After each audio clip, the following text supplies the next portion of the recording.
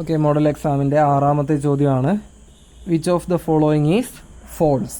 അപ്പോൾ ഈ തന്നിരിക്കുന്നതിൽ ഏതാണ് തെറ്റായിട്ടുള്ളത് എന്നാണ് ചോദ്യം.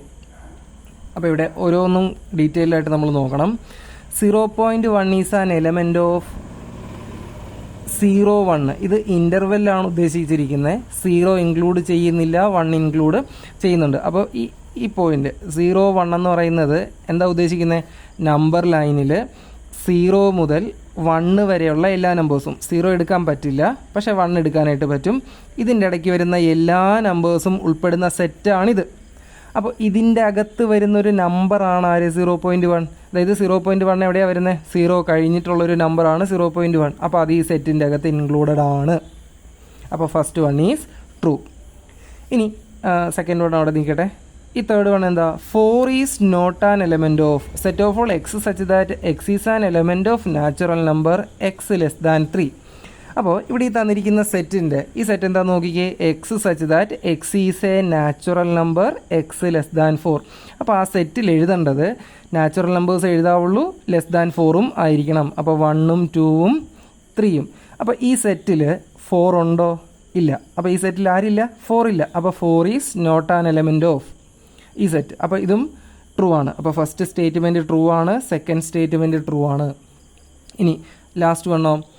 Set 5 is equal to set of all x such that x is an element of natural number x square minus 25 0 കിട്ടണം.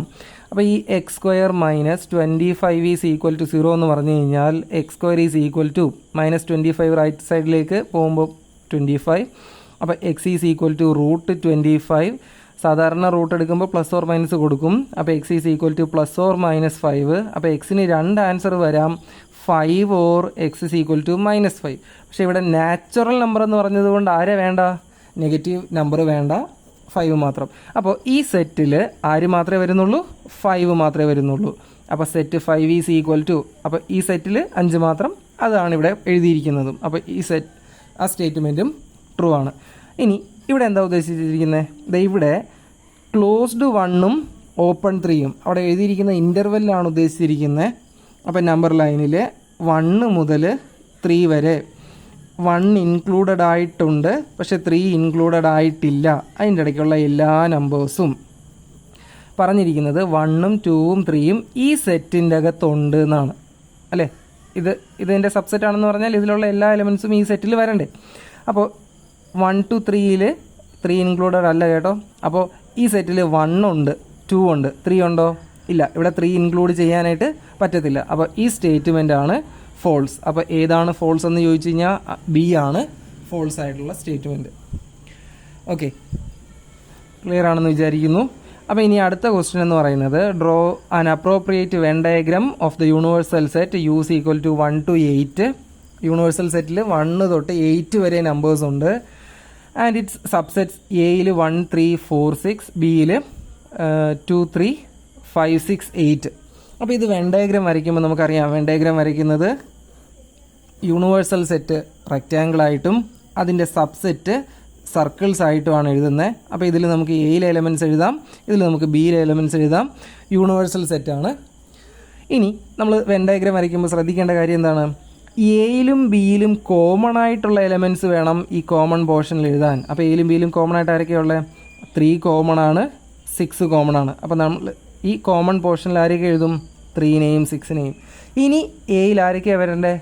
1 3 4 6. Already 3ഉം 6ഉം നമ്മൾ അടയാളപ്പെടുത്തി. ഇനി 1ഉം 4ഉം കൂടെ. അപ്പോൾ 1 ഇവിടെ, 4 ഇവിടെ. ഇപ്പോൾ നമുക്ക് എയുടെ സർക്കിളിൽ 1 ഉണ്ട്, 3 ഉണ്ട്, 4 ഉണ്ട്, 6 ഉണ്ട്. ഇനി ബിയിൽ ആരൊക്കെയാണ് വരേണ്ടത്? 2 3 5 6 8. 3ഉം 6ഉം എഴുതി. അപ്പോൾ ഇനി ബാക്കി 2ഉം 5ഉം 8ഉം. അപ്പോൾ ബിയുടെ സർക്കിൾ നോക്കുമ്പോൾ ഈ പറഞ്ഞ എല്ലാ എലമെൻസും വന്നു.